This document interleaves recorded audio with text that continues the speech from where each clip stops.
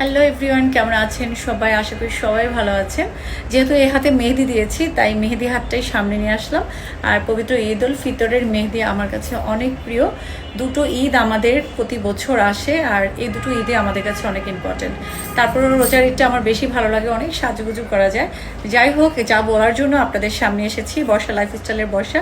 অবশ্যই পবিত্র ঈদ উল ফিতরের যারা দেশের মধ্যে আছেন, এখনও ঢাকার বাইরে যাননি, যাবেন, প্রিপারেশন নিচ্ছেন, অবশ্যই মাথায় রাখবেন যেন রাস্তাঘাটের বিষয়টা মাথায় থাকে। জীবন থেকে কোনো কিছুই বেশি ইম্পর্টেন্ট না, প্রিয় না। আমাদের জীবনটাই আমাদের কাছে সবচেয়ে বেশি ইম্পর্টেন্ট, এটা মাথায় রাখতে হবে। আর দেখে শুনে রাস্তাঘাট পার হতে হবে। এছাড়া যারা লং রোডে যাবেন, হাইওয়ে যাবেন, তাদের অবশ্যই মাথায় রাখতে হবে যে জীবনটা অনেক বেশি ইম্পর্টেন্ট। কোনো ঝুঁকি নিয়ে রাস্তাঘাটে গাড়ি চালাবেন না আর যাবেন না।